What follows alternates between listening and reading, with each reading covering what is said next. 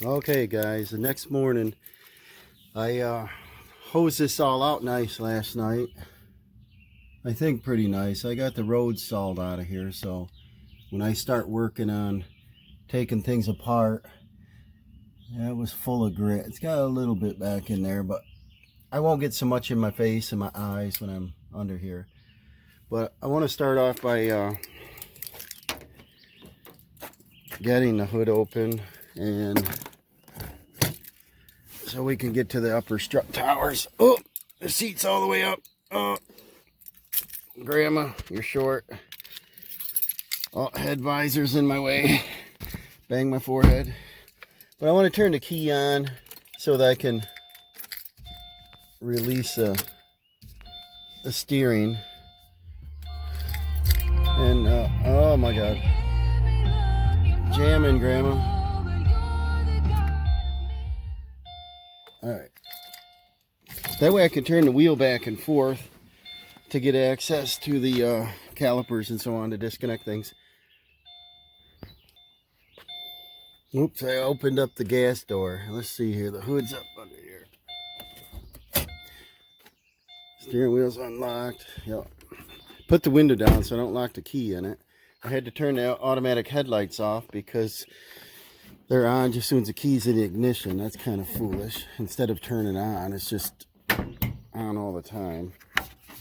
And let's see what we got under here.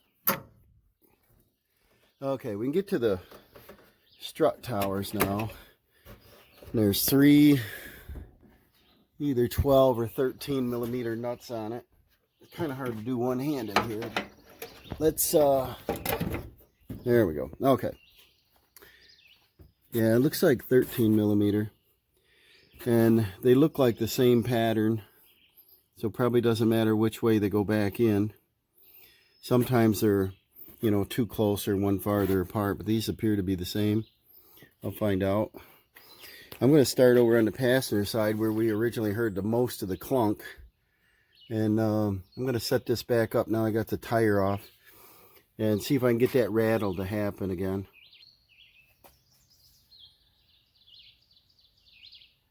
The might be harder for me to get this to happen, but easier to see if we can. Right in here is where most of the play is.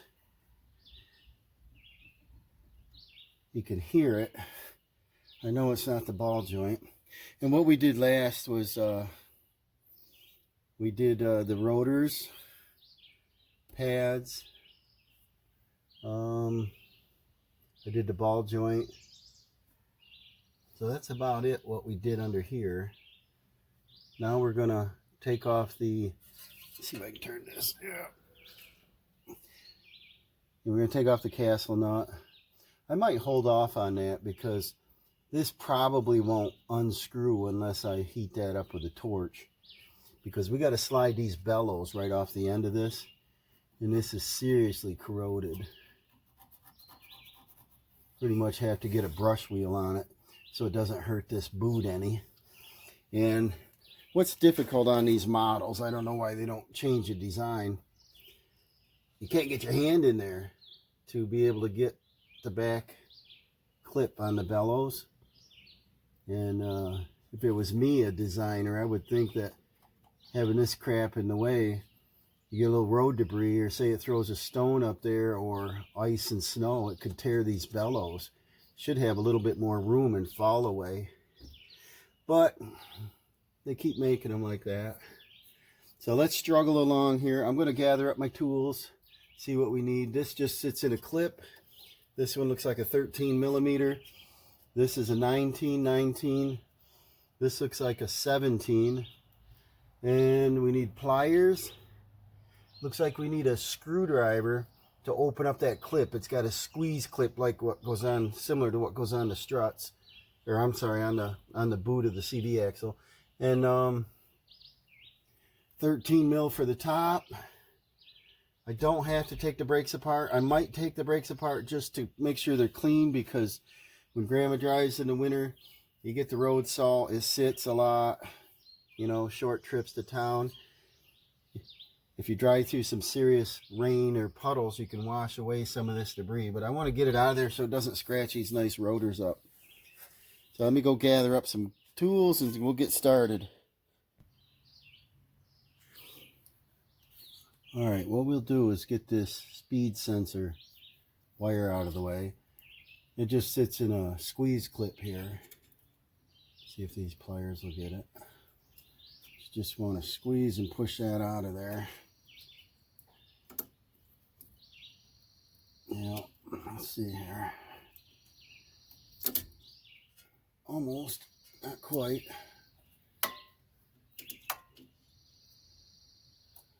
I probably should go get some different type of pliers, but these usually work. Let's see here. Come on, go out of there. Sometimes you gotta push this little clip in a little farther. Oh, one's free. Let me get the back side.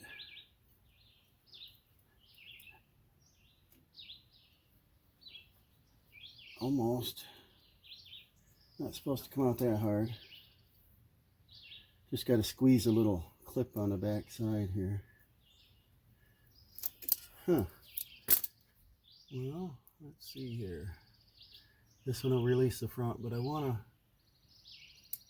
get the whole thing out at once. I could do this twice. Squeeze and push.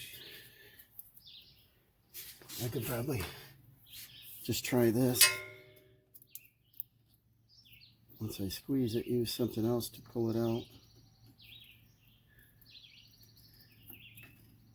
It's just a plastic. Oh, I see. It's on top and bottom. That's why. That's kind of odd. I know the new struts don't have the clips in it, so I got to reuse this. There it comes. Yeah, there's one on the top all the way around. That's kind of foolish. What kind of plier can you get in there? Okay, so that's out. Then over here, I don't know if you can see it, there's a, I told you it's a 12 or 13. This is a 12 millimeter bolt, holds a brake line on.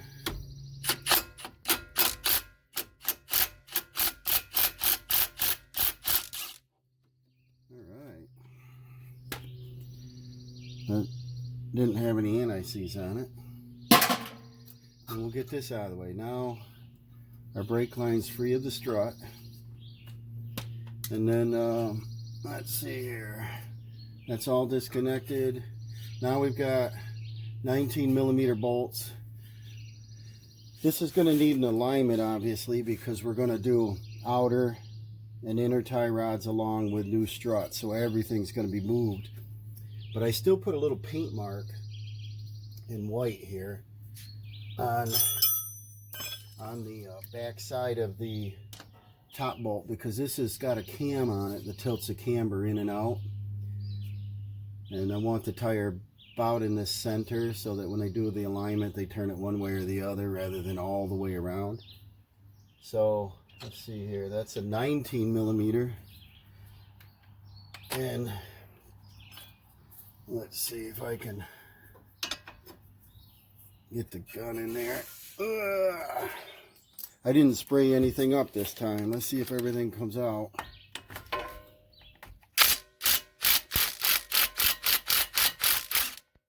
All right. And put everything in my parts bucket. Oh yeah, come out because I used anti-seize. Because I took this assembly apart to do a wheel bearing a few months ago. Yay! And that's just a standard, this is just a standard bolt. The top bolt has got the cam in it, and you want to keep a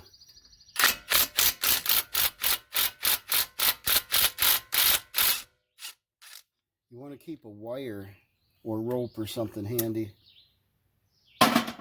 to hold this assembly from falling away, because you don't want to put much pressure on your CV joint. And if you can watch right here, can you still, probably can see it, This has a washer on it. I don't know if you can see that. It starts to tilt right here. It only moves a couple degrees, but it tilts the wheel out, helps it handle better. And I don't have a hammer out here. Grab a hammer, and then I'll tap that out, and I'll support it with a wire. I've got a wire here. I want to hook it on probably the metal side of this brake line. There's not going to be a lot of pressure on it.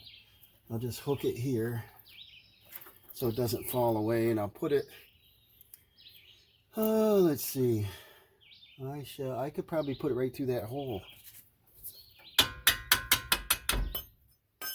See it starting to fall away. We don't want a lot of pressure pushing out on our drive axle. Let's see if I can get this assembly out of there.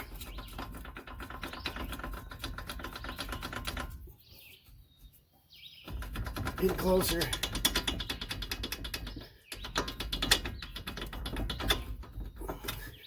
Okay, now release that strut like that, and that can turn away.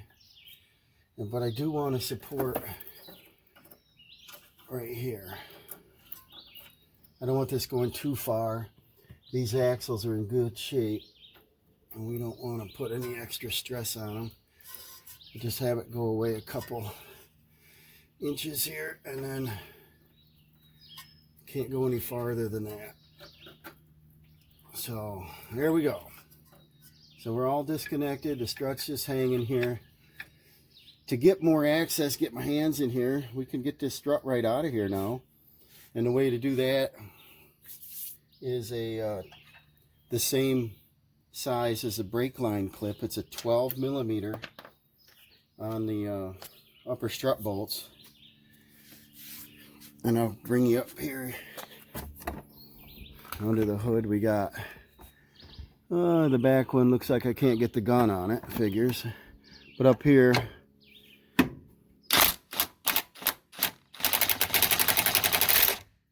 I'll loosen this up.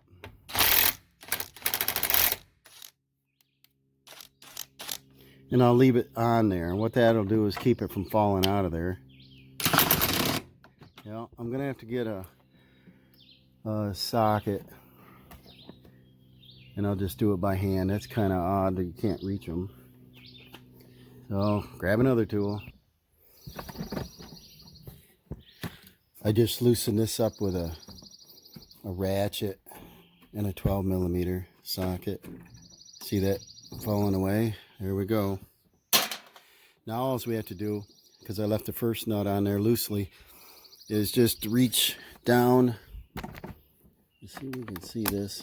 Reach down and hold the strut. See, we don't want to pull it away and hurt this. We just got to hold it. Back away the last top nut. And we can pull the whole assembly out of the way. Like this.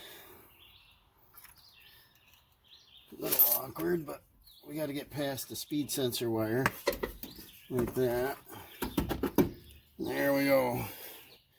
Now we get a look at the strut.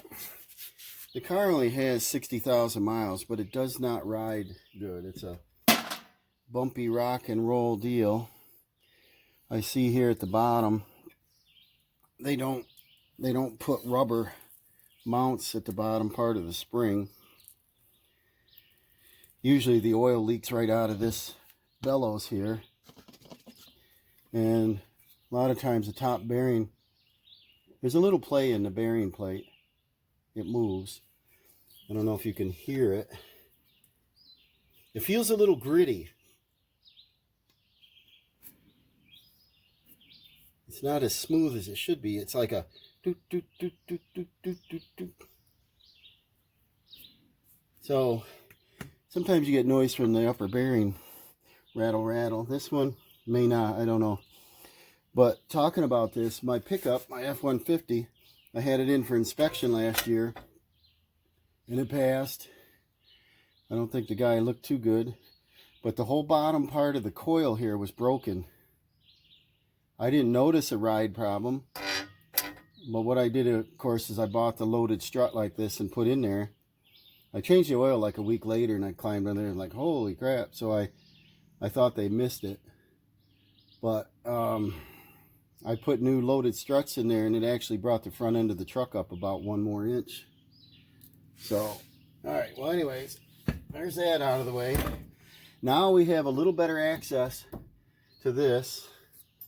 This is our 19 millimeter, right? Yeah. But I don't think we can get this cracked free. I think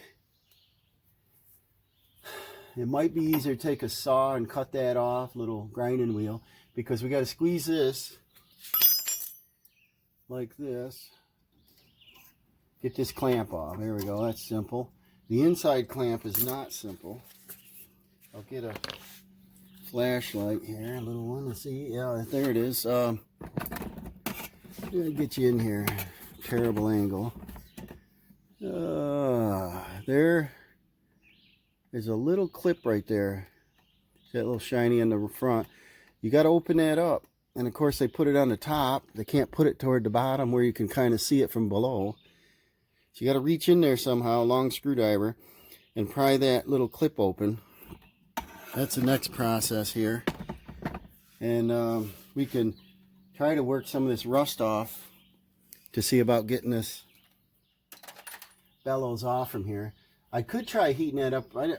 My gas is empty in the acetylene. I think that's got a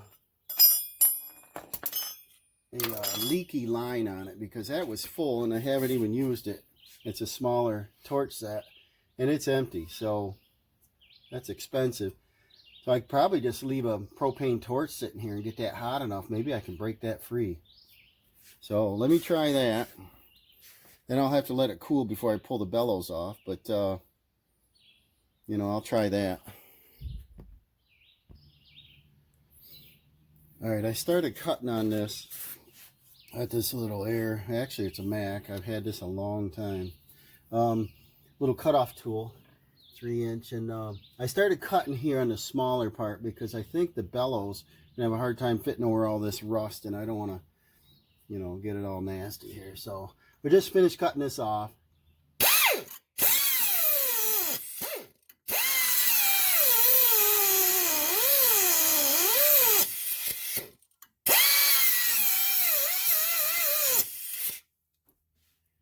Just about all the way through it, I think.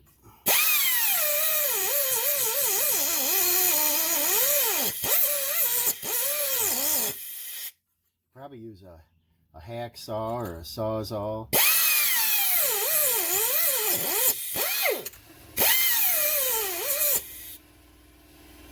There we go, just about.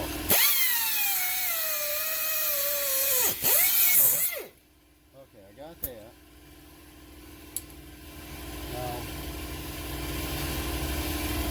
What this does, obviously, is separates our tie rod end now.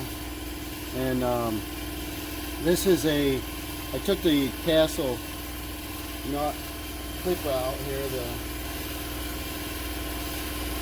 Where's the socket? I took the cotter pin out. I think that's a 17. Maybe a 17. Maybe it's a 19. What we got here? 19 wrench. I know it's a 19. So we can zip that out of our way so we don't hurt our elbows, and then take this down out of there. And on this, you got a couple ways. It's a tapered, there you go, tapered shaft on the tie rod. You can use a pickle fork, which I didn't go get yet. And this has been out recently, I think I told you, because I had to drill out this spindle. Sometimes just tap it on the side. Other times, if you take your nut, we're going to get a new one with a tie rod anyway, but if you take your nut and flip it over, put the flat side up, and run it down till it's just about even, you don't damage too much here on the threads. And just give it a good whack. See that? And then if I didn't hit it too hard, she'll come right back off. And then we'll move on to the next thing. But we'll get this sharp edge out of our way so I don't bang my elbows up. And yeah, we'll get that out of there. But I can save that castle nut for future. But there's the old tie rod. It's pretty rough shape. I could not get this loose. I heated. It's still pretty hot here, but I couldn't get it loose. And we have a little water coming out of here. A little grease, but a little bit of water coming out of here. It's time for new ones. And so we got that out of the way. Now we got our inner tie rod. We got, see, the clamp slides right off now. We got to reuse that. And then I took and I loosened that clamp up a little bit with a screwdriver. I'm not sure that it'll pop right off still. I probably got a monkey with it. I think, see, this will turn here a little. Right there. But there's like a groove it sets in. So I might be spraying this up a little bit. One thing I did want to check while this is cut now, there's no other pressure, is how much play we got here. A little bit. It's hard to move it.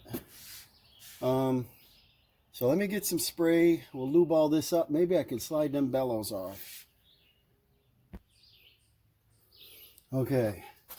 You'll spend more time on this foolish little clamp than probably the whole tie rod. This gets clamped together. This comes up, goes into there, clips behind this, and then they squash it together. And I don't know if they make a special tool or not, but I don't have it. And what you do to put it back together is just get it super nice here. Same thing. Put a little bend in the end of that so it'll drop down in there. Squeeze that together and then pinch that with pliers. And that'll keep the boot, you know, tight on the inside. It does snap on. And it's just a little added assurance. It keeps the crud out of there.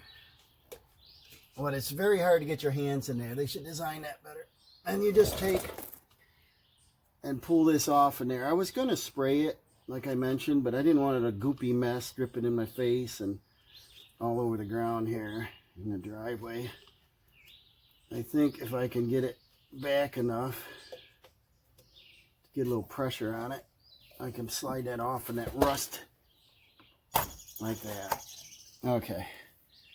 Seeing that clamp is the hard part.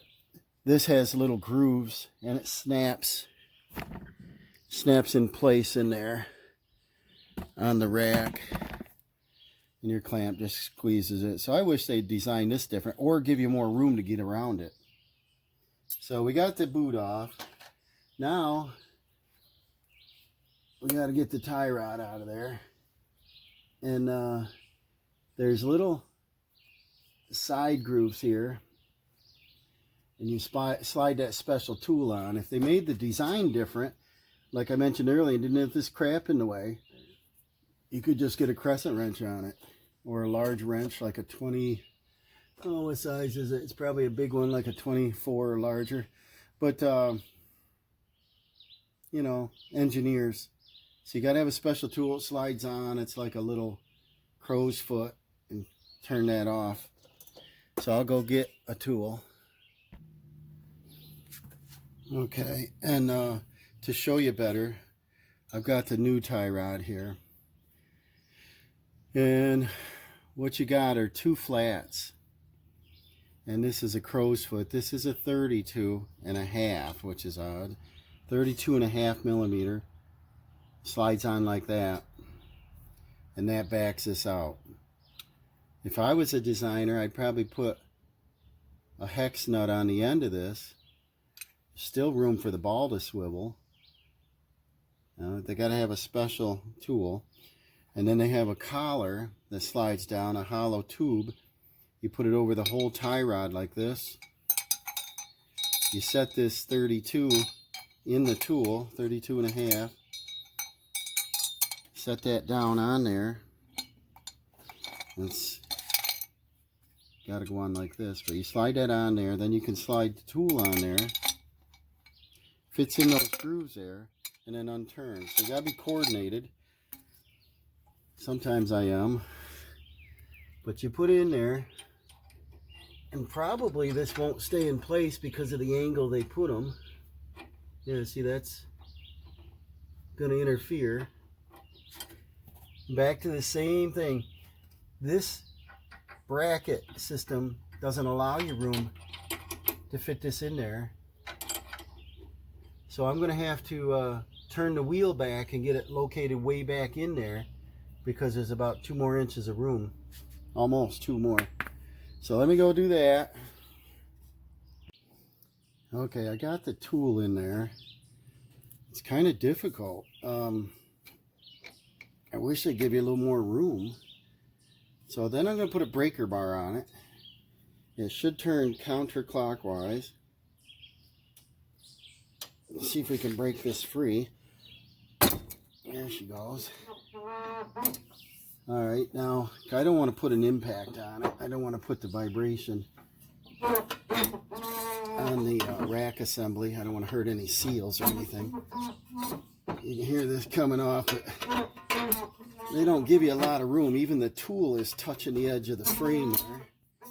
It's just not a smart design. Probably so they can sell you tools or something. I don't know. Alright, how far did I get here? Is it loose enough? Not really. Let's see what we got here.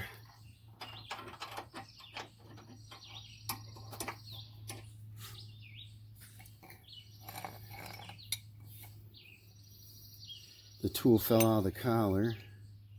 You line that collar up.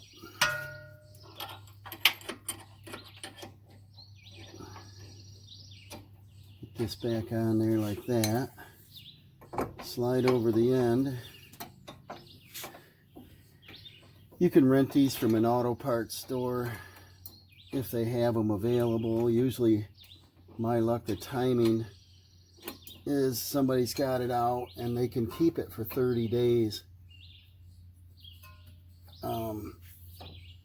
Whether they use it for 10 minutes or not, you know. And it's not available when I want it. But if we can get this thing out of there, we can start on the reassembly. So it's just awkward. If they gave you like 2 more inches of room, you could put your hand around it.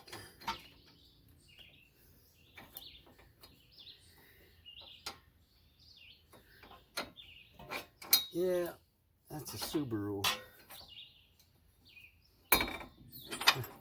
Alright, keep fighting it, but the best way is to not buy a Subaru. No, the best way is to see, there's nowhere to get your hands up behind it. If you can get under it somehow, I can't contortion myself like that, but if you can hold that still and go in on a nice smooth angle, you won't be knocking it off in there. There we go. Alright, I got tension on it again.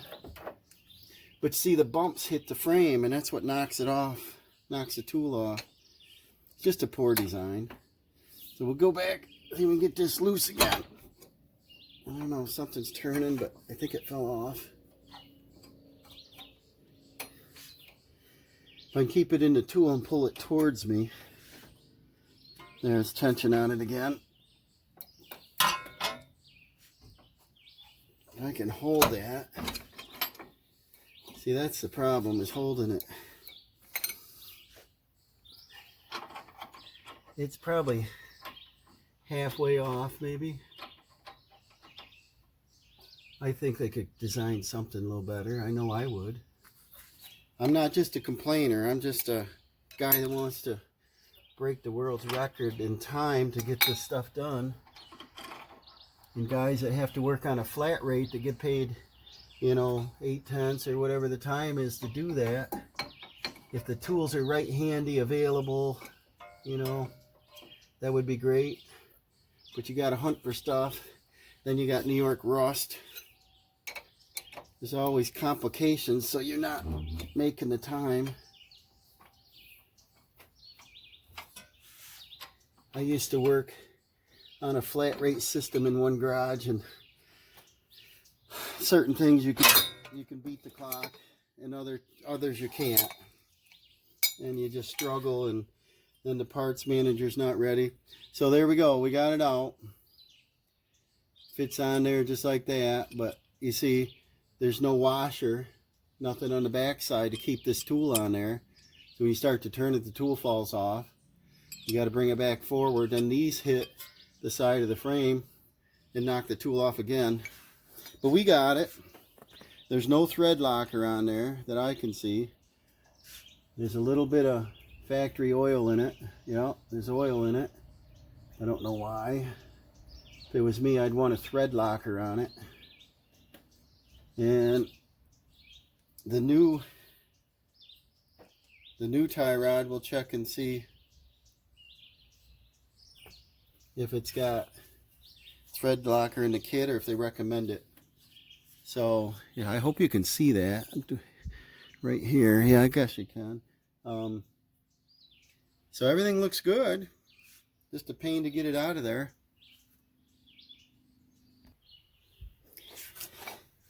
Okay, I'm gonna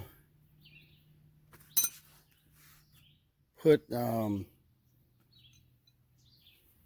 little bit of thread locker on that.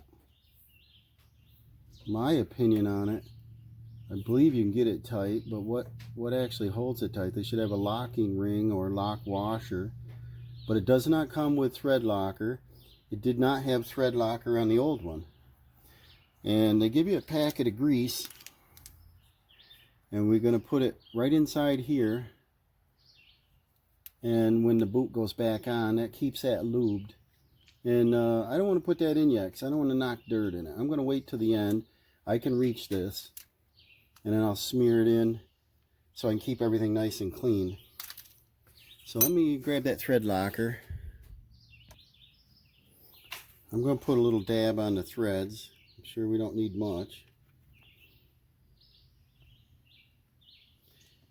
And that just helps keep it locked in place. Then we thread her in. Get started good by hand. See how far we can go with it. And the old, just for example, the old tie rod had quite a bit of play. Wobbles all over. The new one, check this out. It's very tight, so that's kind of a plus, and tells me that the tie rod was a little loose because we had that little rattling noise. All right, so we'll get that on there as far as we can get it by hand. That's just about it. We'll get our tool lined up again. Get it on this groove. And then let's see if we can get this back in place. I think they could give you a little bit more room, would be nice. And let's see. See, it touches the frame. It's just a foolish design. So let me go turn the wheel again. Okay, I got that tightened up in there, and the threads, they're probably a little how do I word that? You see how easy this nut spins? The tie rod spins on very difficult, even though I know the threads are correct. I went on about 2 turns by hand, and then it started getting tight. So I think they're not a stretch thread, but they're almost like a built-in thread locker, because that must be the design. This again is the old tie rod. We have to put the grease around the ball socket before putting the boot on. This had a little grease in there. This is really, you know, firm, tight in there now. So I'm pretty sure that this is the culprit. And the design I want to complain about. Here's a tool with a bit locked in there. There's no way, if you can see this, but there's no way to slide the tool down over and do this. Okay, you have to put the crow's foot back in there and try to get it, hold it with 2 fingers, slide the tool in and lock it. I don't understand why they can't put this lock mechanism on this side. I don't think it'll affect the ball socket any, and you could actually just slide the tool right over and just go to town on it. I don't understand these engineers. I think if you send them out in the field and work on this stuff, they smarten up. But my complaining is over. Now I'm going to reassemble. I want to get the grease in there next. They give you a little pile of it. Smear that around there. It's nice and clean. And then I want to work on this spring a little bit and get it perfectly round again. And then, like I said, you just take this, bring it. It's not that easy because it's in there really tight, but you take this, poke that pin in, and it locks on there, and then you just squash that. And then the outer clip just pushes right on the end of this. So I'm going to start working on that, and it probably bore you with it, but that is the most time-consuming part of this whole job, is that inner tie rod and unhooking, and these bellow clamps. Okay, I got my clamp pretty nice shape here. I just, like I said, you're working blind under there, so there's a little pin that comes around, and it goes in there. At the same time, once it goes in far enough, this little clip right here clips behind that, locks that in place, and then you just squash your tension up with pliers. So that'll fit on here like this. And to make the bellows go on easier, I put a little bit of grease on the inside of both ends, so hopefully it'll slide on pretty easy. I'll put it in the same direction it was. And I was hoping, when I said in the beginning that they put this on the downside so you can do it, it doesn't matter because there's brackets and junk in the way, you can't see it anyway. So back to the engineer fault. So it looks like you can partially assemble this, get it in place prior, get it just about like that. And I think if we even bent these 2 tangs down just a hair, that'll help it start. Just bend these down just a couple degrees so that they don't interfere with each other. Now let's see what we can do here. Like I said, I'll put it the same way it was. Slide her on. See what happens. See if it just clicks right on there. Well, that one did. Let's see if the inside did. You won't be able to see this, so I'll come back and show you. Okay, guys, would you believe that I found a pair of pliers that'll get that clamp? Because you can't get your hand in there. Let's see if I can get you in there. It's going to be hard to see. But I was able to get my hand across the axle down up on top because I couldn't reach it under the hood or underneath, and squeeze that clamp in. So that worked out great. Otherwise, if you had super long side cutters, which I don't, the side cutters, this is a small pair. I got a couple different sizes here, but they'll have to be a real long one to be able to reach down in there and give it a squish. But it's pretty important to get them bellows tight and keep the dust and grit out of there. And now I'm going to take and put put the small clamp on. It's here in the pile somewhere here. We'll get that clamp put on, and now our bellow project is complete. We just slide the clamp on there, and then we use any pliers for this one because you can reach it. And even these wouldn't work. These long needle nose wouldn't work for that other clamp. So I happen to have them. Probably used them once, but I found them in the bottom of the toolbox. I lucked out. All right, so we'll get this clamp up on there. Now our bellows have grease inside them. We got the clamps almost on there. There we go. Now our clamp is on.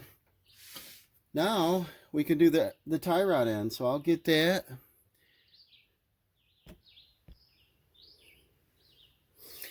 Okay, now we got the inner tie rod end complete. We're going to start on the outer. We've got, you know me, I'm a anti-seize freak because we're in New York. Everything rusts up. The alignment guy is going to appreciate this. That everything's going to turn and be nice and new. And what I like to do is lube everything up. We're going to go ahead and put our nut on first. Get that on there. Everything's all lubed and gooey. Now, when you take inner and tie rod ends apart, if you don't have to cut them, in the case I did, what you do is you line them back up to about the same location they were. And like, I can probably take the inner tie rod end right out of the picture here because my threads are down here. And this is so corroded, you know, you need a acetylene torch, get that red hot. The propane torch wouldn't do it. But so what I want to do is I want to thread the new one on the same length as the old one. So the threads are approximately right here. So I'll thread this nut up far enough so that when I put the tie rod end on, I'll just thread it up to that. And it's going to be close. And I'm going to tell Grandma to get it aligned, you know, right away. Maybe I'll make the appointment for her so she doesn't delay it. I know we're going to buy new tires for winter, but we don't want to scrub these off too quick. They still are fairly decent Goodyears on here. So if I line this nut up just about the same exact length here as the threads, we are probably going to be about a 1/4 inch within toe, so the steering wheel shouldn't be off too far. And go one more like that. And then we'll take the new tie rod,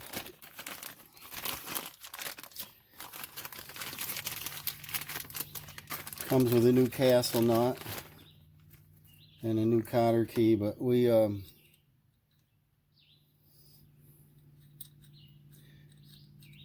take this apart and we'll go ahead and thread that on there. And I believe both sides are right-handed threads. The part number is the same, so, and the inner tie rod ends are the same. So we'll just thread this on there till she touches. We'll line up the angle.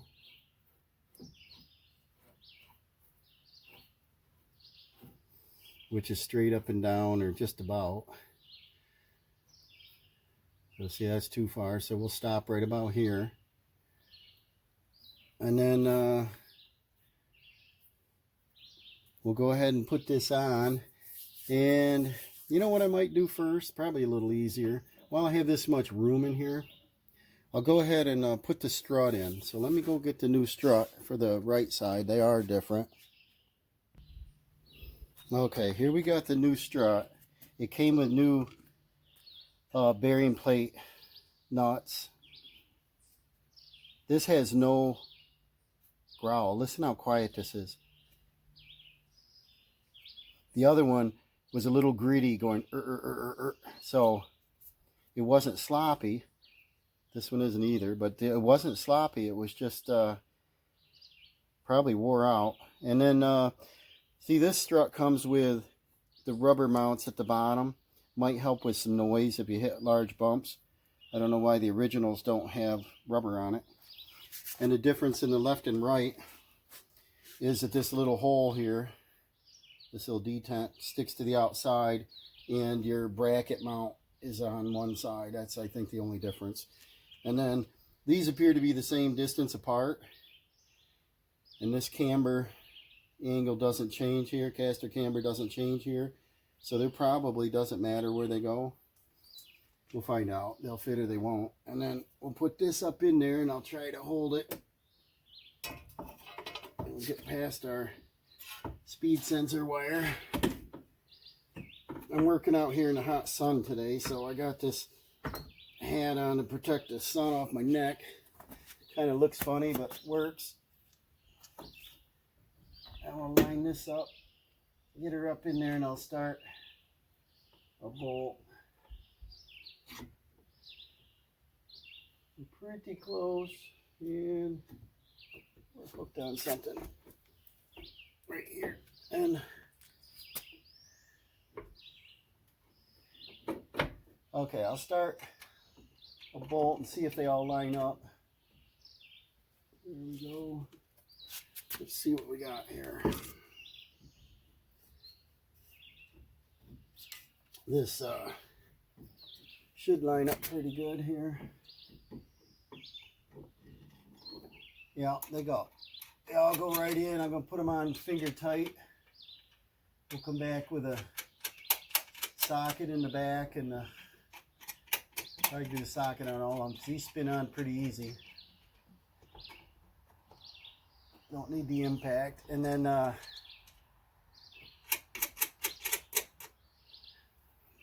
we got all them on there. They spin on really easy. So it doesn't matter for alignment on this one. We'll take off the original rubber cap here, keeps dirt out, and we'll snap it in here. It doesn't come with one. And then on the bottom, we're going to go ahead and bolt this up. So let me finish tightening the top. It should be a 12 millimeter unless they change size, which they did. It's 13 now. And then let's see here. Of course, I don't have a 13 out here. Come right back. Okay, I gathered up what I think we need here. I tightened up the strut, the 13 mils. Let's see what the tag says. After installation, the vehicle height may be a little taller. That's good. All right, so you got to wait for the spring to settle. Sometimes a couple jounces. All right, what we're going to do here is unhook our wire. That'll hold our, that held our spindle up in place, so you're not putting tension on your CV axle. We're going to tilt this up, get her sort of lined up, see if we can slip these parts in about the same time. We want to get our tie rod down. That looks like it'll go in easy, so we'll work on our strut bolts. Now, I've already lubed these up last time. This is the cam bolt. This one goes on top. The straight bolt goes on the bottom. See if we can get her lined up without a alignment tool, because I got them in the trailer and the trailer's not here. See if a screwdriver will handle it without bending the Craftsman here. Almost. Maybe I can do it from this side. That should work. Let me put my bolt in. How close is it? Pretty close.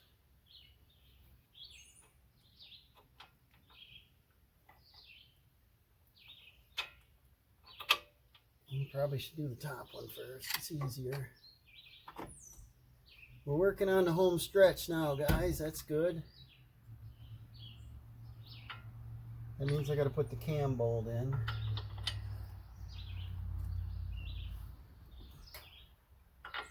I got too many projects that I start, and I take my tools on the road all the time, carpentry tools, so my garage tends to be a mess from backing up and unloading the truck or trailer.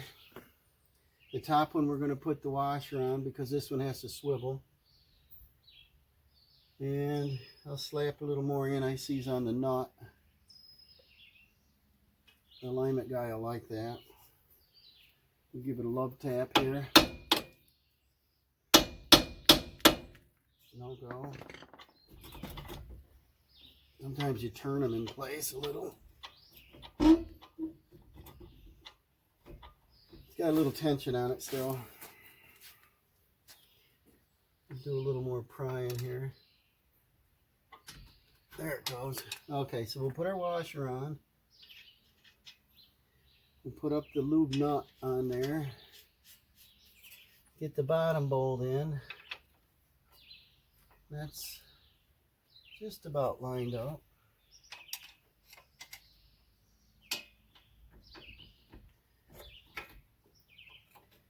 Remember, we got a new strut, so we got a new spring. I like to buy them fully loaded like this because I think it's an economical way to replace it. And plus, if you're having issues already to where the car bounces a lot, it's not handling well, I can't see installing basically a shock, your strut inside, and reusing the whole housing, or not the whole housing, but reusing the spring and the bearing plate. It just makes sense to me to buy everything all new and put it in there, because then you got all new components. The spring is probably tired out. I would be if I bounced around that much. And the other thing is, if the home mechanic like this, we're not working with high-tech tools a lot of times, that get that in there. There. Put a little anti-seize on that nut. But we're not working with high-tech tools, and so to be able to put the spring back on the strut assembly, you need a strut spring compressor. And they make some real cheesy ones out there that you can get killed on. They clamp the spring, and I don't think it makes sense to clamp the spring and pull it here, not pull it here. So you're kind of stretching it out of whack, where a spring compressor, a commercial style, will compress the whole spring evenly. But you got to take it to the shop, and they want a half an hour or whatever, maybe more to do it. You got to time it. You got to get a ride there if you can't drive the car. So to me, it doesn't make any sense. Here I can put the whole thing in myself. The only thing we can't do is the alignment. And I want to take it in and get a good digital alignment on it. And she won't be wearing any tires. Let's see here. We'll get the gun out. We got the 19 millimeter. Now, I marked these bolts, if you remember. So if I turn this, what I'll do is I'll bring the bottom up and show you, see if you can see that. So that's just touching. So we should still be able to turn the top. Let me get this tightened up just a little.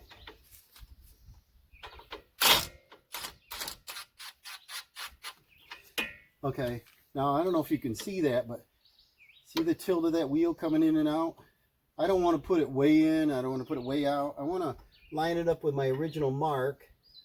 It was straight up. So right about there. And I'll hold this and tighten the nut.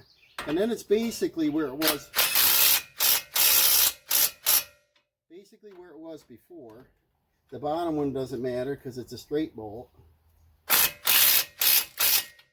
Okay, so the strut is officially installed. Now, because of the lube on there, they should be able to loosen these off and they'll be happy. They don't have to get the torch out. Now we're going to put the brake hose in this little loop, and we'll put our little bolt back in it. And it was here a second ago. We'll put a little lube on that. Everything will come apart someday. And then I'll run that in with a 12 millimeter.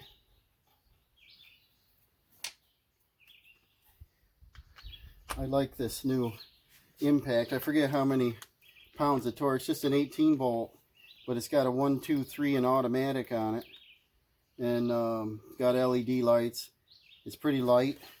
It's got a lot of power. I forget how many foot-pounds. It's 800 or something. Between 6 and 800, I think. And that's amazing. And I'm not a sponsor, obviously, but I really like the cost on the Ryobi tools, and I can go ahead and weed whack the lawn, and I can grab my drill. Everything interchanges. I even have a USB charger for my phone off from it. I got a radio. It's just a nice setup. I can't afford the Milwaukee tools and so on, and they don't offer as many items either. Let me turn the wheel to the right. The turning it to the right is just going to give me a better access here, and we got to push this speed sensor wire back in. That's simple, and didn't come out that simple. Now we're going to put our tie rod in there. I'm going to put a little lube on that thread first. That's nice. And I don't know if I'll put it on the taper, probably not. And we'll get her sort of lined up. There it is. And this will just pull right up in. That's a 17 millimeter. Yep. And we'll get our new castle nut. Put that on there. I like to run them on by hand. You don't want to cross thread. Make sure she's straight up and down. You can take your, let's see, it's probably a 19. You can take your wrench and wiggle that tie rod and get it lined up about half of your swivel, like that. They don't have to be super tight. Just line up your keyway pretty close, and then see if I got a 17 wrench here. Of course not. Thought I did. I do. No, it's a 21. So what I'll do is I'll back it off a little, bring it back up a little.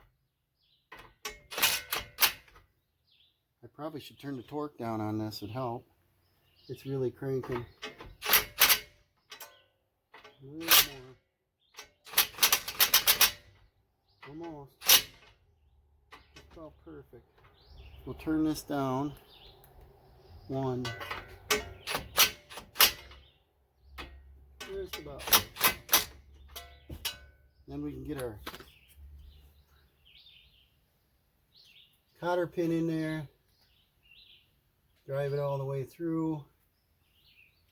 Give it a little tap. This way up.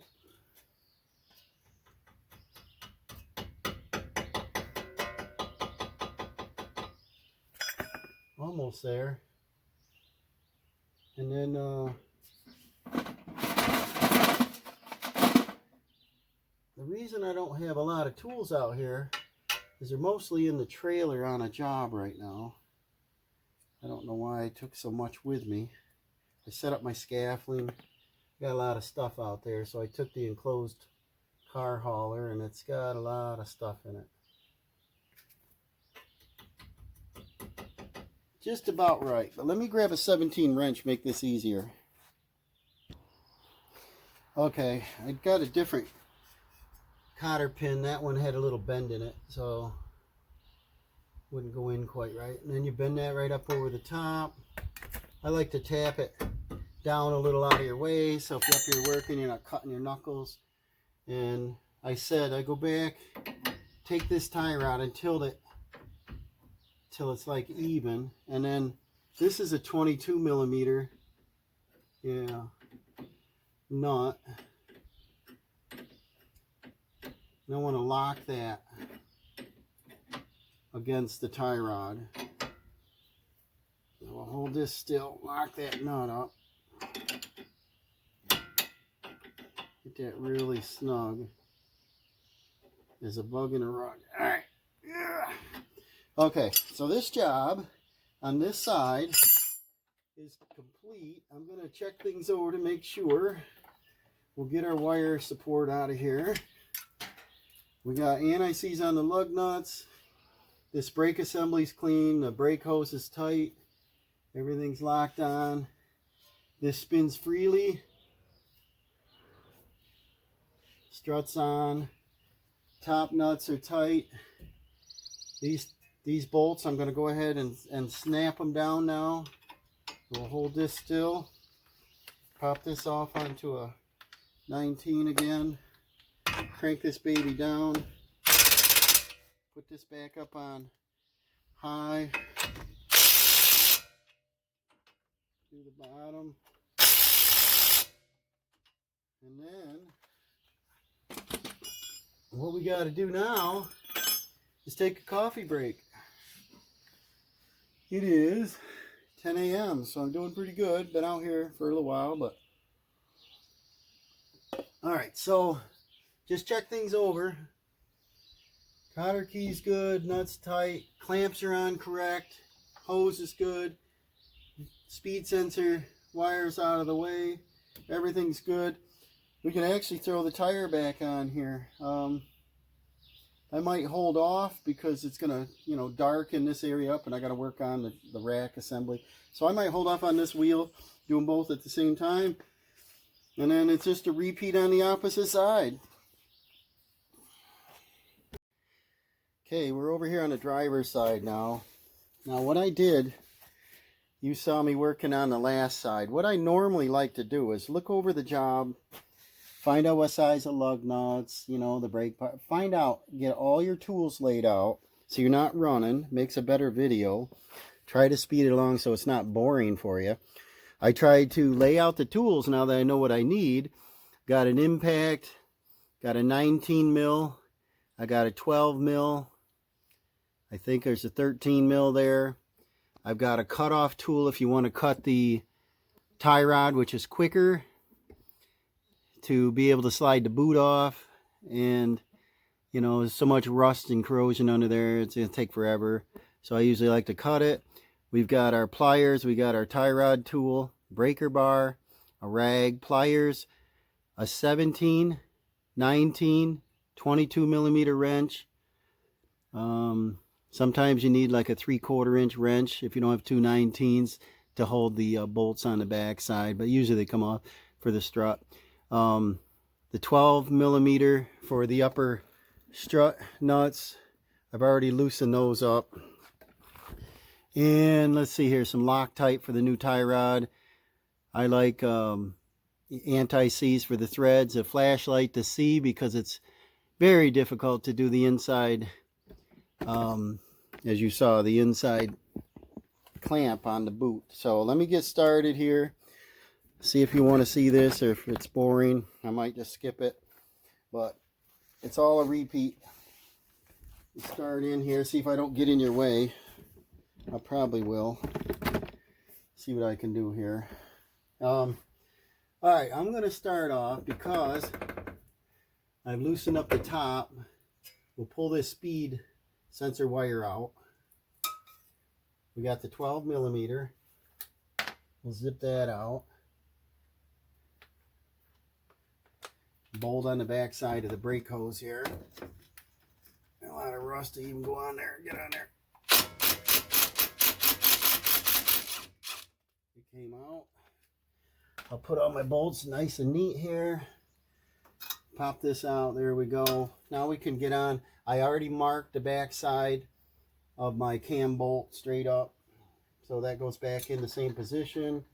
This side I didn't have off, so remember over the winter months I did a ball joint on that side. Subaru had done one on this side. I think they did the wrong side, but alright, usually the right hand side of the vehicle gets the abuse, the potholes, the shoulder of the road, so on. Yeah, I didn't get these off before because these are all corroded. Can't even get the socket on there. We'll see how these come off.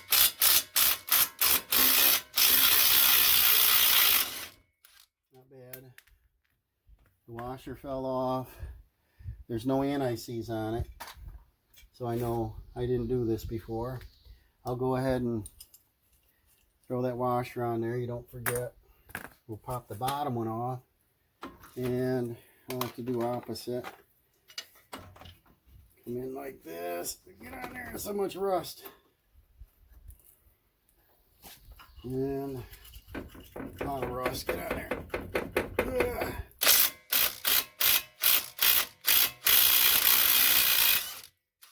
Yeah, there's no anti-seize on this. I'll put these down here. There's a little tension on that.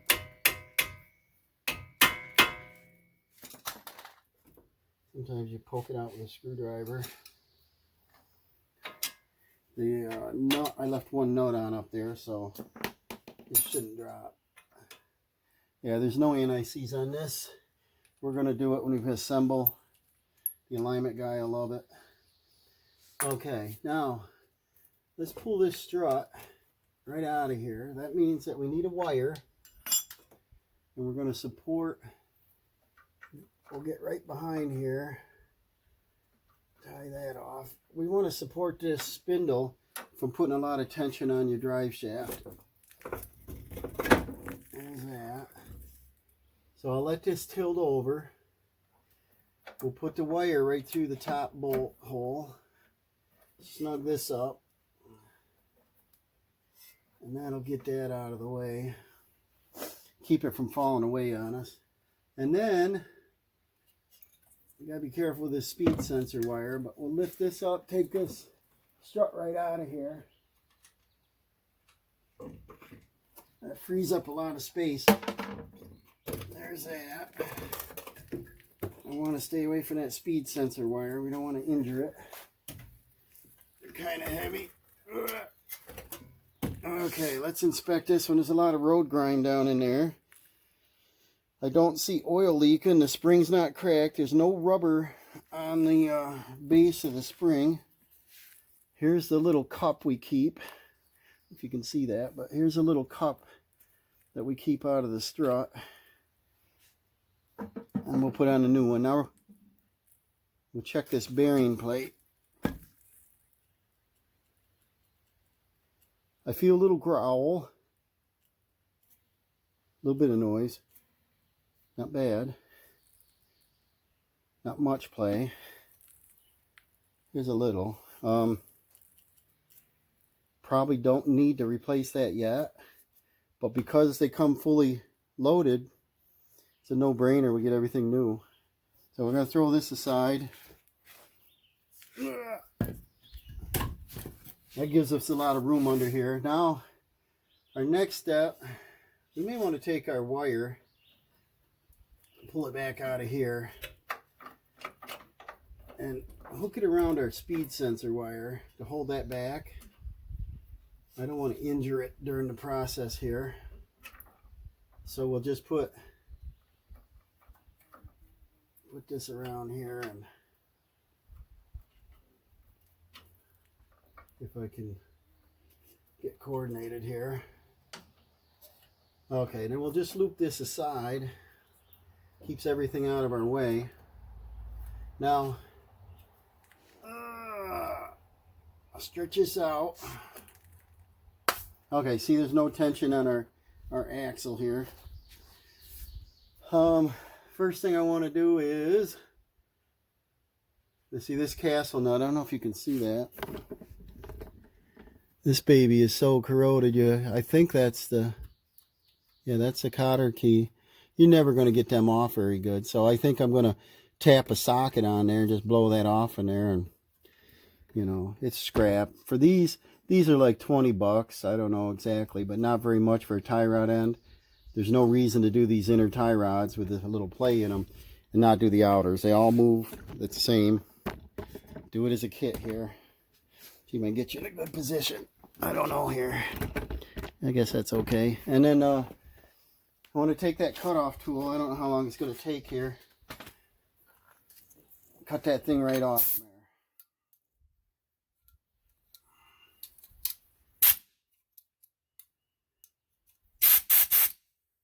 I did lube this morning.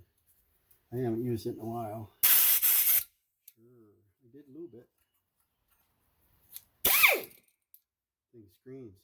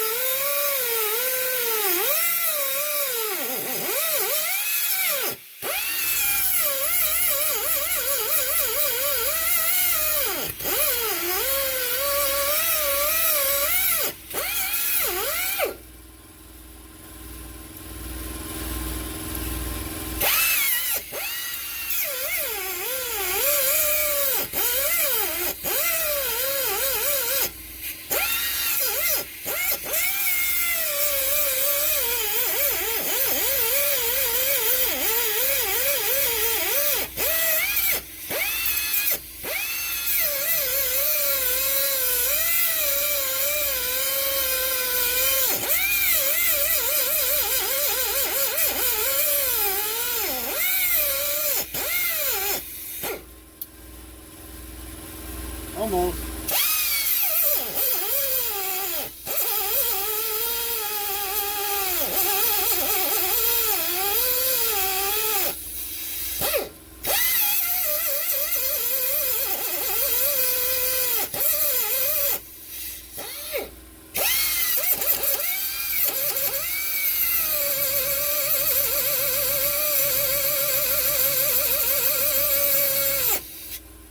Could use a larger air compressor. I've only got like a 29-gallon tank. It's an Ingersoll Rand, but the recovery is, you know, a little slower than I like. I'd like an 80-gallon, 155 or 175 would be better. I think I'm running about 125 on that.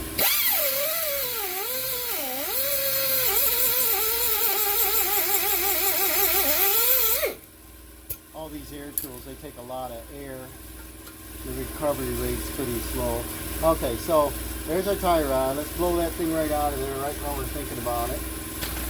We don't need that in our way to get our knuckles. Our cotter key is still on there, but it's really nasty, so I'm just going to drive our socket on if I can. Just like that. We'll blow that thing right off and break the cotter key. Might need an extension here. Maybe.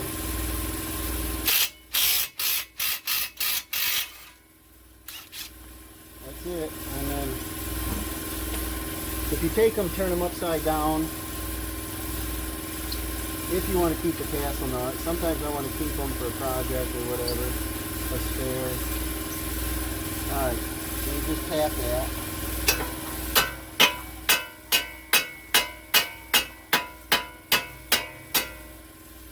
And it's not coming out. So this is going to be a project.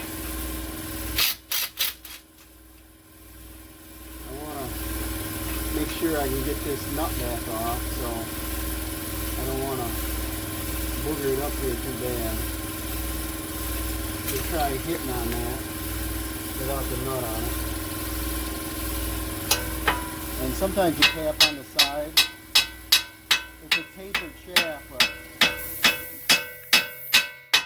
they assemble everything dry, no road salt. Looks at it. And it's in a hard spot. I don't want to hurt our new backing plate. The backing plate was the original problem here. Is when my mother drove it real slow, you could hear this screech and it'd break your ears. And I pulled it right out with my hand. To do a backing plate, you got to take the wheel bearing out. So the wheel bearings had a little play in it. You could wiggle. I said, let's do it. So we did the wheel bearings and we did the backing plates and then we did the brakes. We probably should have kept going doing all this at the same time, but it's a budget thing. So let's see if we can get that out of there. There we go. Sometimes you hit it real hard, it'll mushroom over and then you can't get it out and you got to saw it off. But this has seen better days. A little lube there would have popped out, probably just tapping on the shoulder here. And you can see we can't get this out. It's just scrapyard. And so now we got to remove our clamp. Use any kind of pliers for this outer clamp. Slide that right off in there. Keep that. Now our bellows, what I learned on the bellows in the rust belt here is get a screwdriver real gently, break it free from this corrosion. I don't know if you can see that, but I just get on the outer lip of this, go real gentle so you don't tear it. Just break it free a little bit. Everything was assembled dry, and I don't understand. It's been rusted for, you know, rust has been around forever. Why they think that you can assemble a car dry, metal to, or any components to metal, they're going to corrode and stick and rust. Okay, so there's that. That's broke free, but it's not going to slide off in there. Now if we turn, let's see, we turn the wheel to the left. Let me think here, it's opposite. Turn the wheel to the left, will bring it out. That'll pull some tension on the bellows. Will help me get that bellow off in there with the inside spring. Let me see that come out towards us, yeah. So we're going all the way to the left. That puts tension on the bellows. Swing you around here if you can see it, sorta. Bright sun out here. But anyways, now I'm going to work on that inner spring clamp like I showed you before. I'll probably pause this. This will really bore you. Alright, I got that boot off. I know that was real boring, so I didn't record that. I got my tool in there. There's a little, just a hair more room. The tool just touches the frame here. I don't understand the design. Why they can't give it an eighth of an inch more room. But we just keep going. If you can hear how hard that's coming off, I have a breaker bar. So I think the threads are probably like a little bit of a taper, so they're self-locking. Hopefully I can get this all the way off one try without the tool falling off. I do think they need to do the shoulders on the outside of that, and then you could assemble the whole tool and just do it quickly. Not go for the inside and hope it doesn't fall off. I think I got it. There it is. See, you hear the tool fall apart. And the tie rod is out. And see, they put that shoulder on the inside. It just makes no sense to me why they would do it like that. Because you can't slide this forward. It should be on this side. And then you could just sink it in there and be done with it. Again, there's oil on the thread. And see the oil in there. So it's not a locker, you know, not a thread locker they put on it. So let me gather the new parts. We'll start some assembly. We got to repair that spring, but start some assembly. Okay, here's our new tie rod end. I took the nut off it. This is very tight compared to the old one. We'll put our thread locker on it here. Where did I put it? And put a few drops of that on there. Like I said, it's probably not necessary because it's a tight bearing or tight thread anyway, you know. A little thread locker on there. Thread it on by hand. I'm right in the hot sun right now. I should put a little tent over me. Kind of cooking out here on the blacktop. I wanted to do this early morning before the sun gets up over the trees, but that didn't happen. Okay, get all prepared here. Get the tool ready. I'll slide this on there. I'm going to try to do a lot of it by hand here. We slide this crow's foot over, 32.5 millimeter. Bring our tool in. Line up the keyway. Try and line up the keyway. It is open. I wish they put them on the front side. Okay. Now I start turning that in. This is a knurled edge, so you get a little bit of grip on it. You see it hit the frame there. It's not a real good design. Alright, she's starting to tighten. See if I can do this myself. I might have to have my son assist me a little bit because it usually falls off at least once in there. He's in doing his homework right now, schoolwork. Doing virtual school right now till the end of the school year. He's on the Honor Society, trying to keep him above 90. And some of the work they give an 8th grader is tough. Some of it makes no sense. Hear that tight? No, that's pretty tight thread. So I think it's self-locking thread. All right, I think I'm all the way in. So now I'm going to torque this baby. You don't have to be so tight you break off your arm, but get them snug. What I did on that bellows spring was I put it back together. There's a little, if you can see that, there's a little pin. It's got to go in there. A little pin goes in there. It's loose. It comes with grease. I showed you last time, but we'll go and cut this grease packet. I want to put a bunch of grease right on that ball socket, and that'll lube it for life, supposedly, even though the original factory was only 60,000 miles. And then we got a lot of potholes. My mother lives on a bumpy road. It is paved, but it's bumpy, potholes. You can't help but hit them. We'll put most of the grease right in that, pack it right in there. And then we'll take the balance of this and we'll put it around this rubber boot, and that'll help it slide up on there. Dry rubber won't go up on there too easy. We'll do both the inside and outside here. Or not the inside outside, but the outer and the inner, like that. Put a little bit right here on the shaft where it slides up. And then, wish me luck on getting this back in there. I did find that special pair of pliers.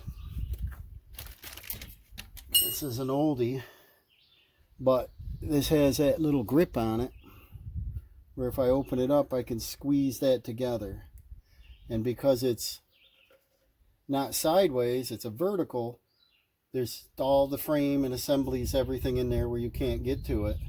I'm going to try to turn it down. There's one little opening I can almost get my hand in. So we'll try that. So slide the boot on. Okay, I got the bellow clamps back on, and the camera shut off, said it was overheated like I am. It was too hot, and the sun is kind of warm right now. But what I want to do is the next step, go ahead and get the tie rod located. Here's the new one. Got the new knot. Same as last time. We got the cotter key, the new knot. We want to put some anti-seize on the threads. Screw that nut up on there. We know that's a 22 millimeter, right? Yeah, 22 millimeter knot. Thread that up on there. I want to take the old tie rod, just like before, line up the thread length, and it's right here. You really hardly see it, but line that up to get this about in the right location, and it'll definitely be easier for the car to handle and get the steering wheel about straight if we put this in about the right spot to begin with. And I want to get the alignment, you know, within a couple days. I was actually going to call on it today to see if I can get in tomorrow. I'm going to get somebody that's got a good alignment machine. That is pretty close. I know different manufacturers, they're not going to be exactly the same anyway. But if we get it close and she doesn't drive too far, we'll be in good shape. And we got the NICs on there. Get the tie rod on.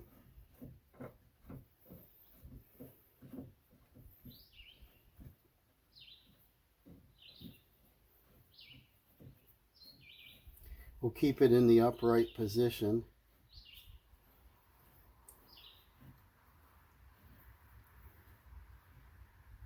It's just about there. And that's all I want to do this moment, because it's easier for me to go ahead and put the new strut in while I got a little more room and I can wiggle this better.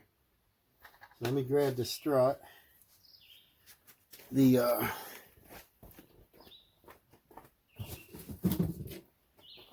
strut has the new nuts on it. We found out that it doesn't matter the location. The lock nuts I'll put up here where I can reach them. I'll push it up in and get one nut holding it, and then finish installing it. We don't want to hurt that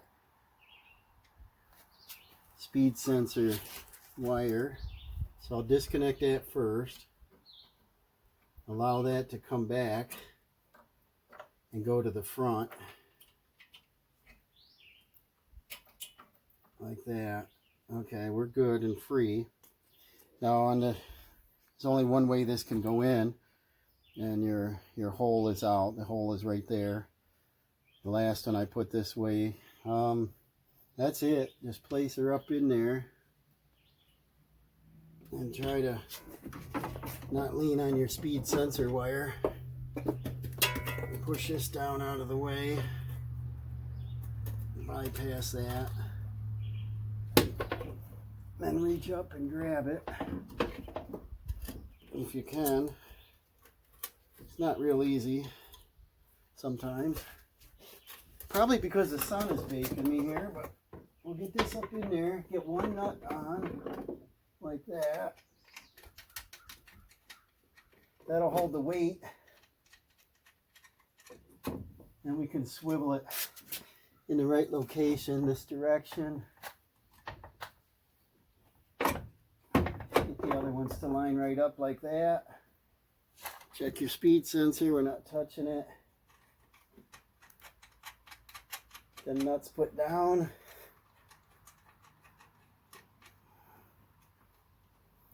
So I would say overall, the average person could do this with standard hand tools. And if you could check with AutoZone, I doubt Napa, but AutoZone or Advanced Auto, they may have the tool. A lot of times they won't loan you the tool unless you buy the part there, and you give them a credit card and you can have it for 30 days. But my luck, I never can get the tool when I want it, and I got to do this stuff when I have the time available, especially when it's not my other vehicle. And now we're back to a 13 millimeter. I'll just use a wrench on these top nuts because they're already down by hand. We got to go a little farther here. 13 millimeter are the new ones, 12 millimeters the old ones. And that'll get this bearing plate up tight.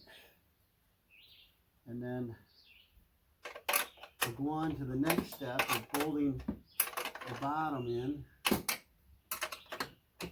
I thought I had a 13 mil socket out here. What's this one? This is a 12.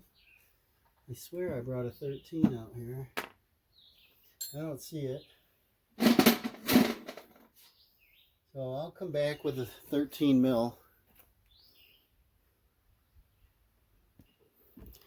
Okay, I finished tightening up these bolts, the nuts on here.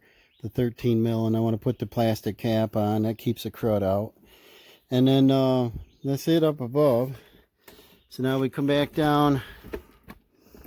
See if I can get out of your way. And then we're going to do the same thing. We're going to go ahead and mount everything back up here. See how nice and easy this swivels. We'll go ahead and take this tag off. That says that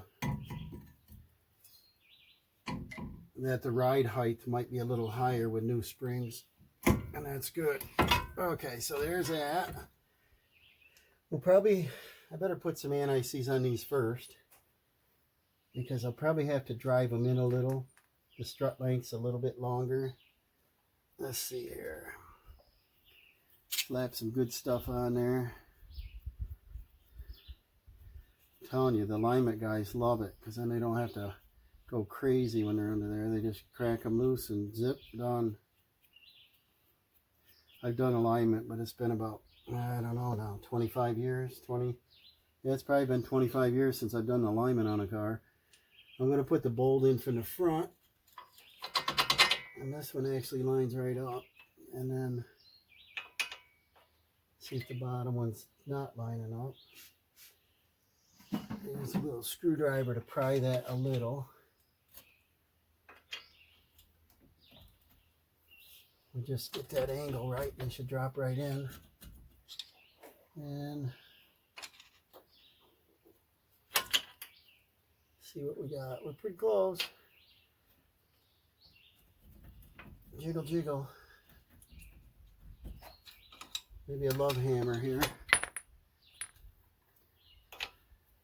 Not really. We're close. It's there.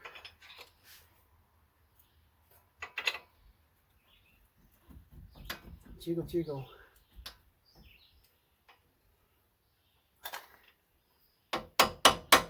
Nope.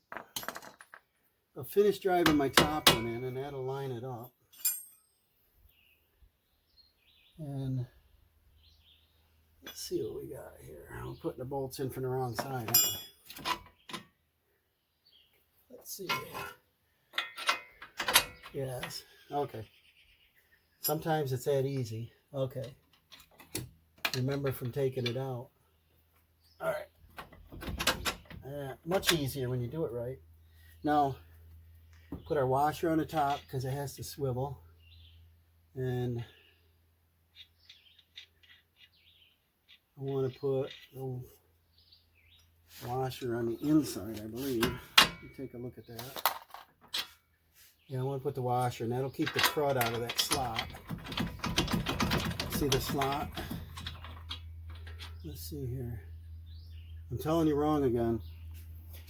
Sometimes you have to review your video probably, but the washer fits the bolt really nice. It will not fit the shoulder.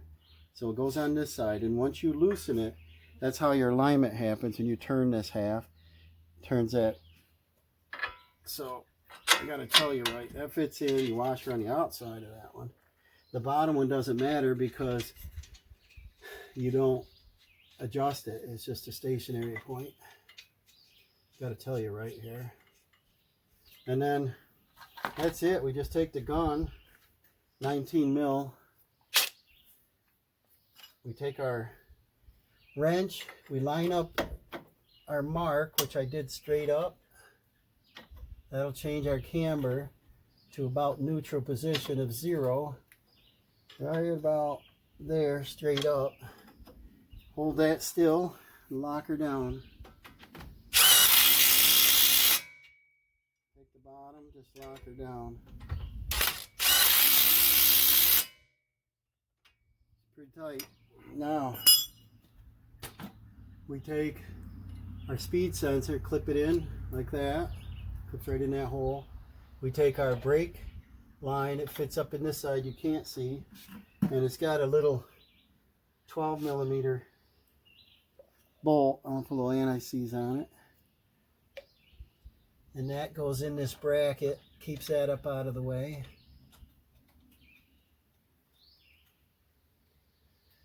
And We'll put that in the gun. Makes life easier. Then zip that in.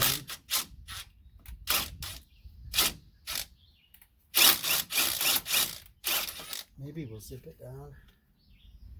It started, but it doesn't feel quite right, so I don't want to do it with a gun.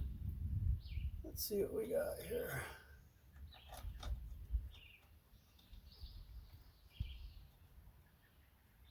It's in there. Let's see if it goes down.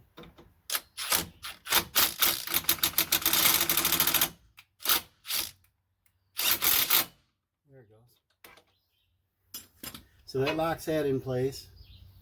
Now that's good. Everything's free, moving. We'll take our wire support off for our spindle here. Get that out of there. Now we'll do the tie rod, and I'll put a little bit of anti-seize on that. Doesn't really need to be on the taper, but I like it on the thread. And then we'll put that up in.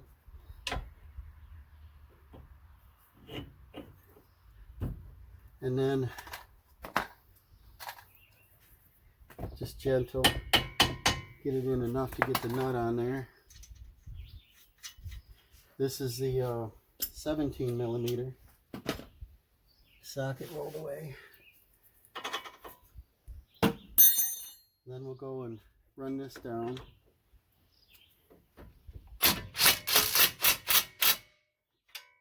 Before I get it too tight, I like to take the wrench, 19. See that? I got a little play. I want to put it about in the center. Then I want to watch my keyway. This gun has a lot of power, so I don't really want to run that all the way down. So now, just got to find my keyway. We're almost there.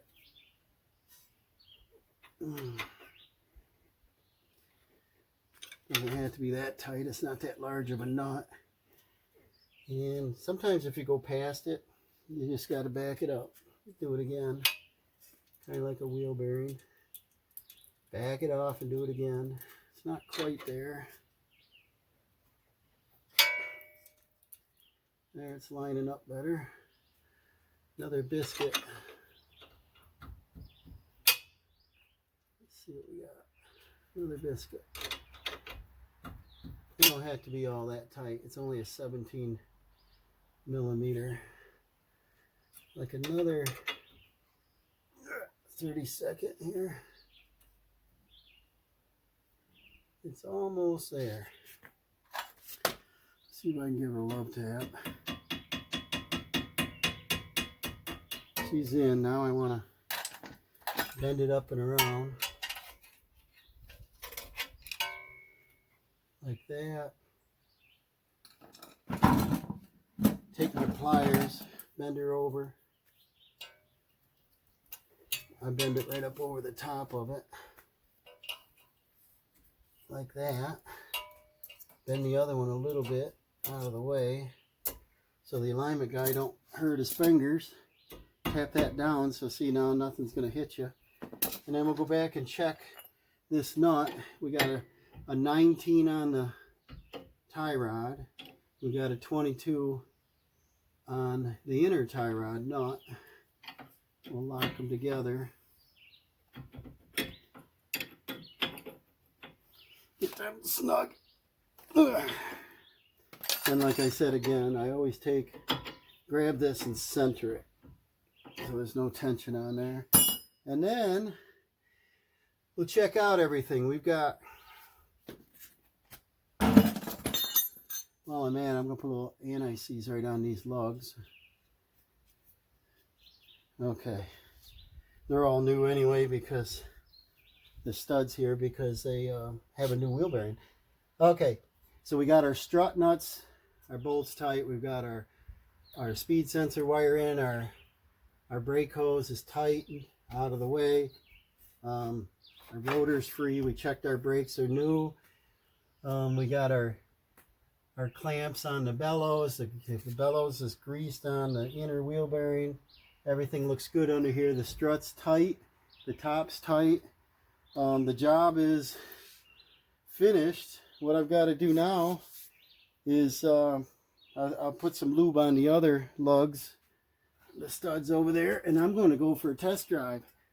Get the tires on and go for a drive, and it might take you along to see how Grandma's race car runs. Okay guys, a quick review. We put in the new struts, complete units, new bolts up top. We put in the outer tie rod end, the inner tie rod end. We lubed up the inner ball joint.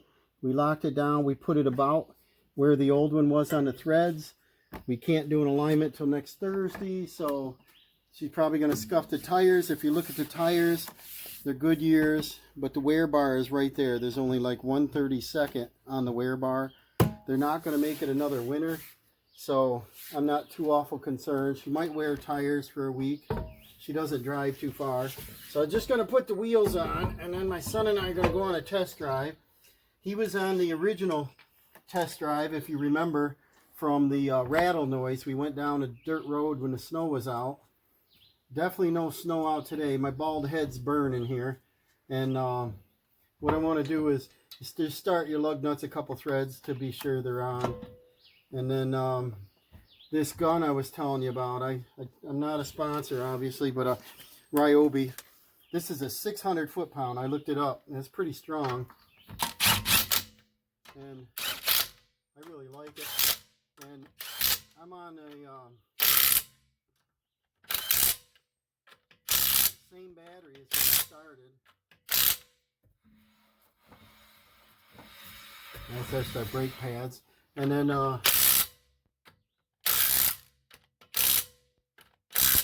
supposed to go on a test drive, come back and check it.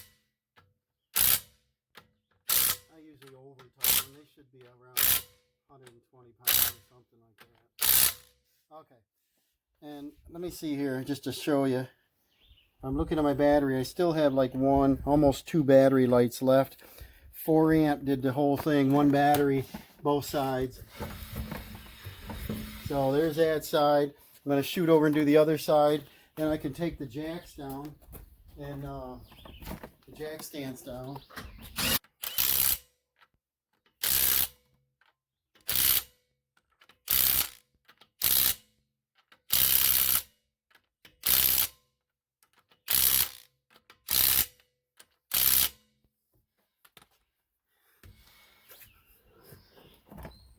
Alright, if you want to listen from the beginning, if you recall, I wobbled the wheel left and right. Let's see if we can hear any noise. I don't know if you want to come in really close and listen. I hear a car going by. I'm going to left and right. We had a little wobble wobble, which was the inside tie rod. You hear anything? Neither do I. And up and down tight. Left and right tight. If you want to listen, smooth, no bind. I like that. So we'll check the other side now. And then this is the driver's side. And let's check. Same thing as before. You may want to come in close just to listen. I don't hear anything but our kitty inside hollering. He wants to come out in this nice sunshine. Top and bottom, no play. Left and right, no play. And if you remember the beginning of the video, I thought there was about a 1/4 inch of movement anyway that the wheels wobbled. So I'm pretty excited. We got nice free movement. I'm going to jack this up, and I'm going to take the jack stands out. I want to go down for a test drive. We'll take you along. And what I want to do is have you guys subscribe if you like the channel. I try to do some learning videos. My son does some. I try to have him involved in these a little, so that when he gets his own vehicle, maybe he can do some repairs himself, save some money. Here I'm trying to help my mother, his grandmother, save some money on her little Subaru. And the dealerships are getting 90 bucks an hour, 100 bucks an hour.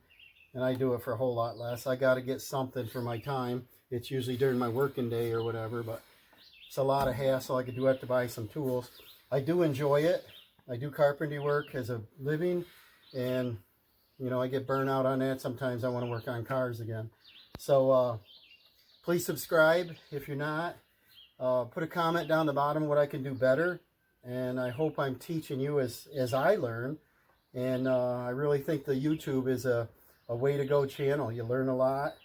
I learn every day. I enjoy watching it. I try to teach. So let's come back. You go on a test drive with us, and we'll see how this handles now. Okay, guys. I got Dawson in here with me, my son. He went on the first test drive when we drove Grandma's Subaru, and I just let the you know, jack stands out. You saw me put the tires back on. I want to go for a test drive, and I want to hit some bumps. If we go down by the lake, it's got some potholes down there, and I don't really want to drive in them, but I want to drive by them and see if we got any noises in here. So let's go on a test drive, and you can hear it along with us. Oh, gee, the fan's on. Let's see here. Oh! Grandma banging my head on this stupid thing. Every time I get in here, she's got everything cranking. To me, it's all distraction. There, now I can hear stuff. Let's go on this little ride here and pay attention to the road and any noises in the vehicle.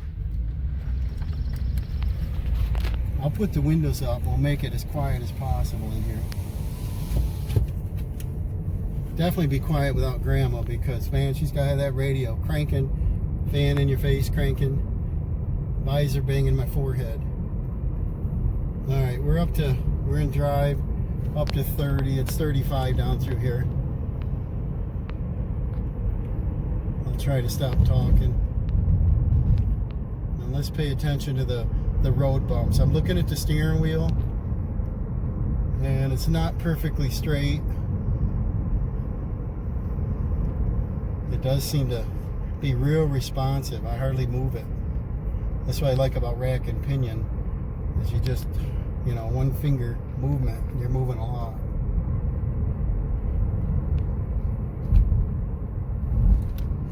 We'll go down about a half a mile farther and the road gets real bumpy. But we had a rattle in the floor, rattle in the back. We think we know what that was. A backup camera was a little loose on the license plate. But in the handling of the front end, it was kind of rattling.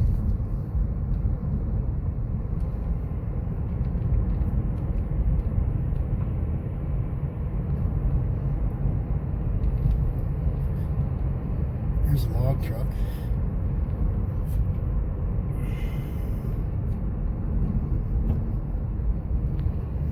Okay, round this turn by the lake. Maybe you can get a good view of the lake. It's only just about a mile from our house. Here's the bumps. See if we can hear anything out of the normal.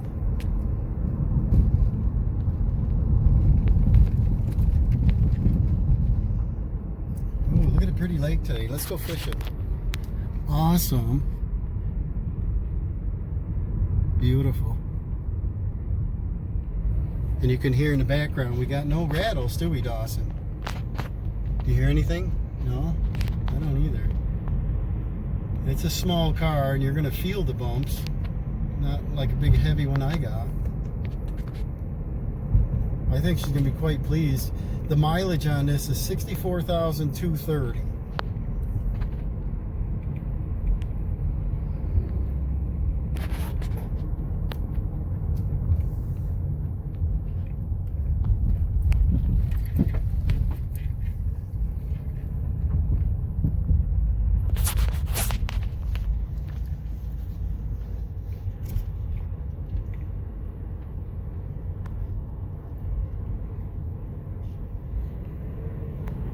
So far, so good.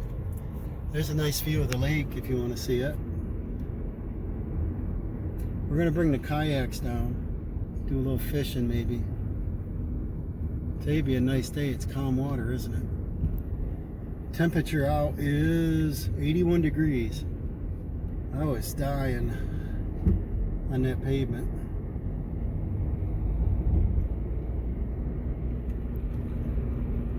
And if you can hear while you see, I don't hear any rattle like it was.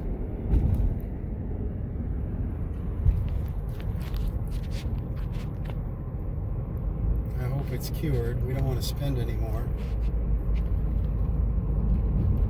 These are all wear components.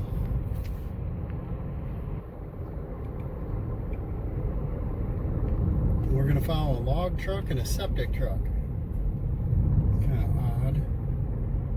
Got a septic tank on there too. Two of them by the looks.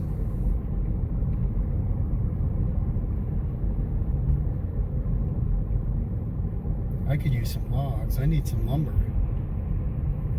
Saw up some lumber. What do you think? Does this look like a wrap? The steering wheel isn't terrible. Let me see here. We get on a straightaway. This road doesn't have too many straights. It's always a left or a right. But I want to look at the steering wheel. I want to see if it pulls to the right. So I'll let them get on ahead a little bit so we can move along. The speed limit jumps up from 30 to 35 and then up to 40 to 45. We might go beyond and get out in a straightaway so I can get it up to 55, see how it handles.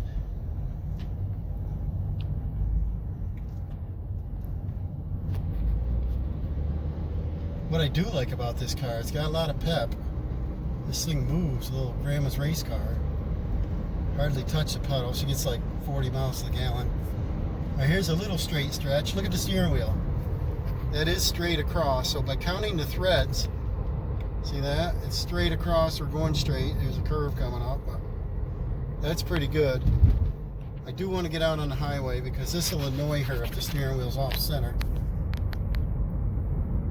Okay guys, we're out on the open stretch, 55 now, and look how straight this wheel is. This thing moves right along. Hardly have to hold on it. We don't get any vibration, no rattles, no noises. We get up to speed here. Here's 50. We got a little bit of a turn, but I think the steering wheel's nice and straight. Rattles are gone. I'm quite pleased with it. And remember, if you like this content, please subscribe, hit the like button, check the notification, and see if you can get some upcoming videos. And just remember, you know, if we can do it at home, we're saving money. Just try to do these things yourself and have fun doing it. And we'll catch you on the next one. Thank you. Okay, guys, have a great day, and we'll see you on the next one.